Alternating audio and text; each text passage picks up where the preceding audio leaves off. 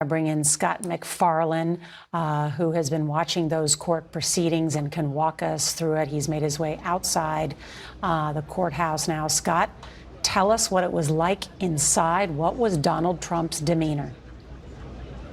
Donald Trump leaned right into the microphone on the rectangular table in front of him and pleaded not guilty to these 4 felony counts accusing him of seeking to overturn the 2020 election, which he lost.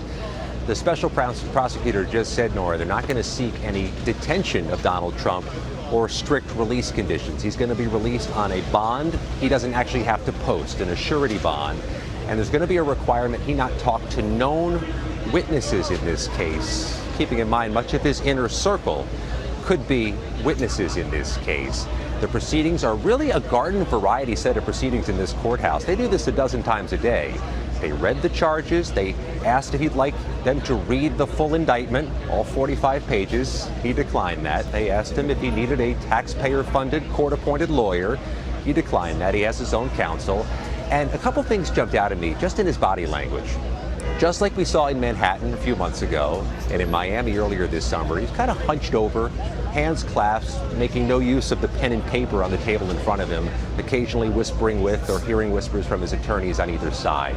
But this time, Nora, unlike the last 2 times, he really was looking around the room, actively gazing at the spectators, keeping in mind among the spectators are some of the police officers who responded here on January 6th. The special counsel himself, Jack Smith's in the front row of the audience, and 5 sets of rows of spectators in the room, and Trump was looking to see who was there.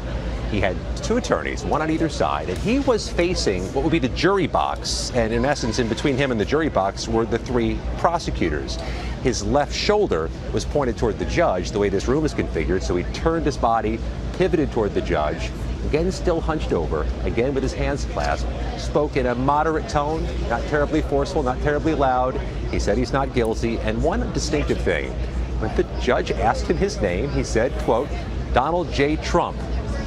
John, referencing the J, and then when she asked his age, he said 77, not 77, he said 77.